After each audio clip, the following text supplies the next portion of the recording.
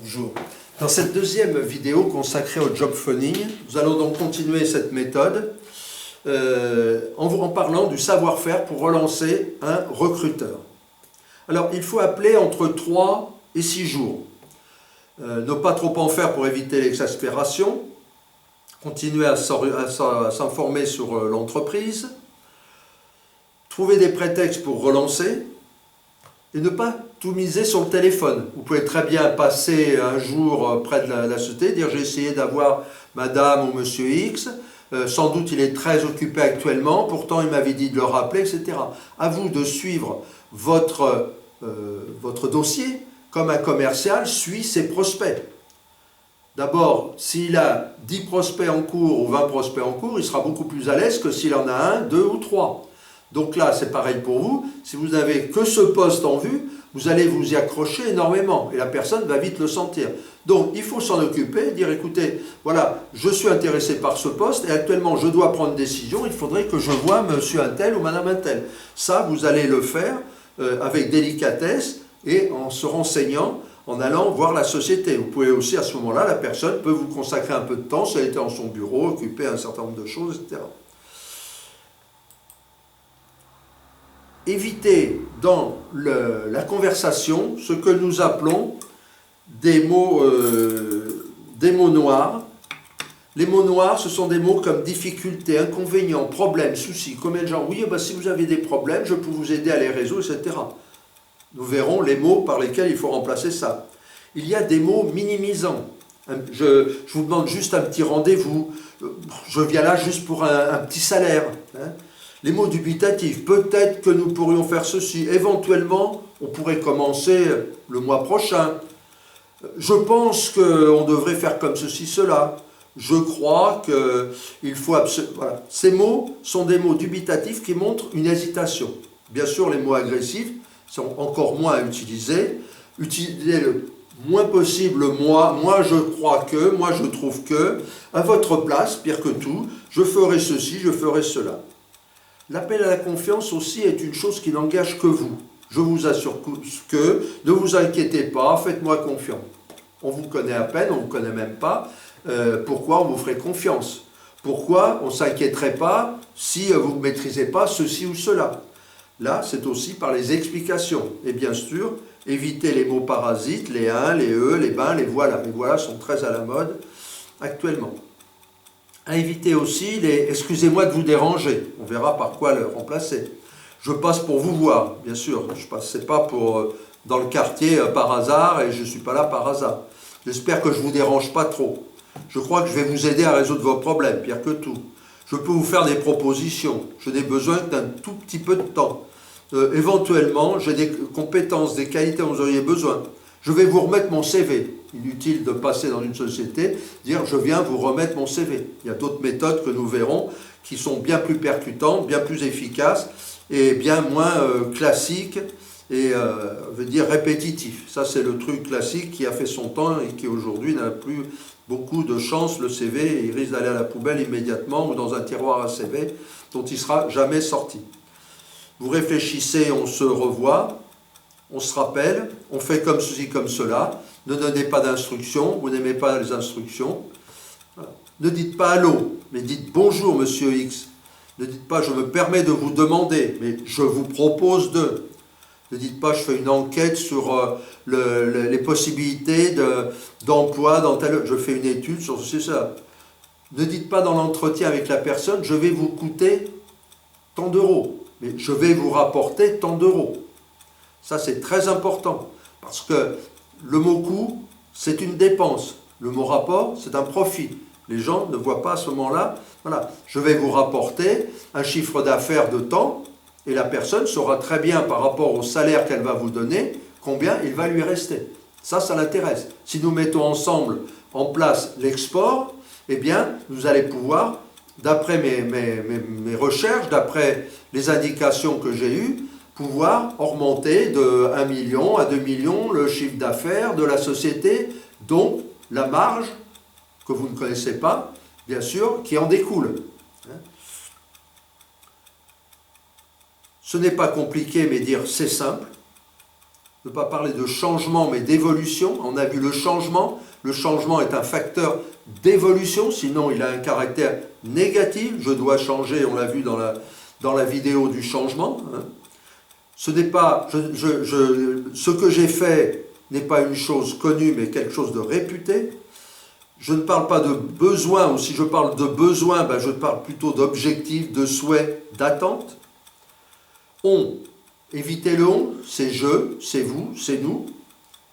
Quelqu'un m'a dit non, monsieur un tel ou madame un tel m'a dit que, à ce moment-là, vous nommez la personne, si vous ne pouvez pas la communiquer, si vous ne communiquez pas le nom, et bien à ce moment-là, vous évitez d'en parler. Vous ne dites pas sans doute, on pourrait faire ceci ou sans doute cela, mais certainement. Ne dites plus et fuyez les à peu près, les grosso modo, vous lirez tous ces mots-là. Excusez-moi de vous déranger, ne manipulez pas. Hein, entre nous, franchement, croyez-moi, faites-moi confiance, on reprend ceci. Si vous prenez cette décision, ne manipulez pas. Alors par contre, abusez des mots roses. Ces mots roses, ce sont les avantages, les cadeaux, les économies.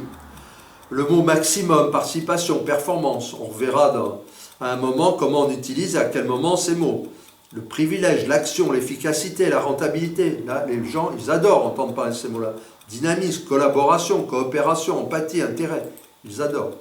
Et puis, nous allons parler de deux types d'assistantes qui font des barrages. Car souvent, une des grandes préoccupations des gens qui téléphonent, c'est ce barrage dit secrétaire. Alors, il y a principalement deux types d'assistantes. Il y a ce qu'on appelle, on va appeler la gentille et la méchante. Là, j'ai repris une méthode d'un spécialiste du phoning, d'une boîte internationale de phoning, qui a écrit un bouquin très intéressant. La joviale, c'est celle qui va être, la gentille, pardon, c'est celle qui est joviale, qui a une voix agréable, qui suit les consignes toutefois, mais avec elle, vous allez être plus serein. Vous allez être poli, bien sûr, assuré, directif, mais vous remerciez. Ne prenez pas l'initiative de lancer dans des explications qui risquent de devenir pénibles pour elle. Elle est aimable. Est-ce que vous pouvez avoir l'amabilité de me passer monsieur Untel qui attend mon coup de fil, qui m'a demandé de l'appeler vers 15h aujourd'hui, il est même 15h05, j'ai un petit peu de retard, j'espère qu'il me pardonnera. Voilà. Et cette personne va normalement passer l'appel.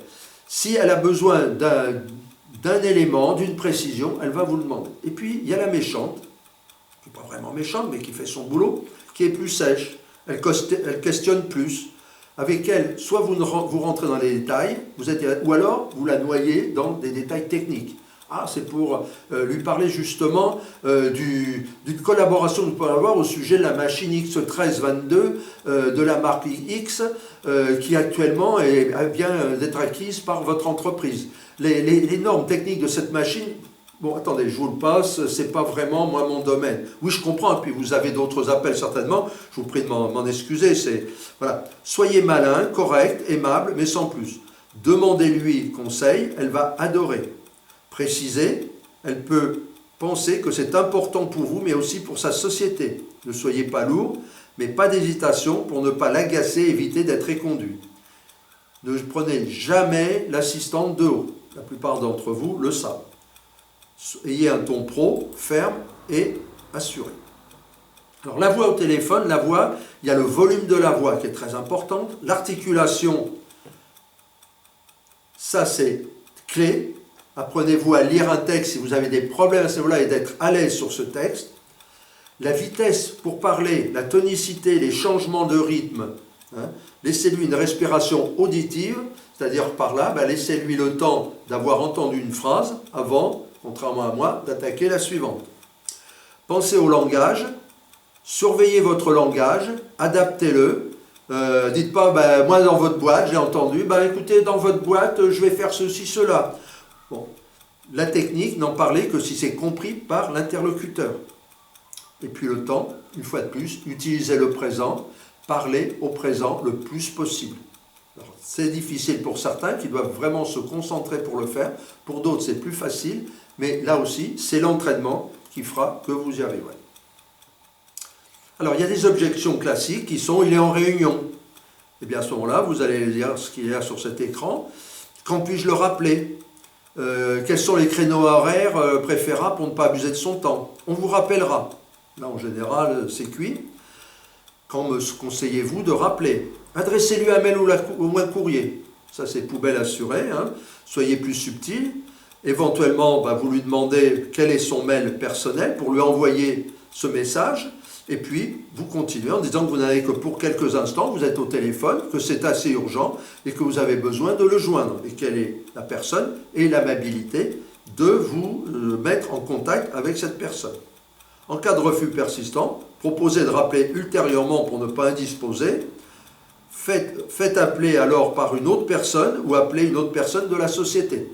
Vous pouvez éventuellement, je ne sais pas si vous êtes si vous êtes en liaison avec un cabinet de recrutement, à ce moment-là, vous allez demander au cabinet de recrutement de prendre contact parce que vous n'arrivez pas à voir cette personne que vous avez vue sur ses conseils et grâce à lui, et peut-être avec lui, donc vous demandez. Vous avez des gens qui vont être des connecteurs et vous ne vous trompez pas non plus de personne.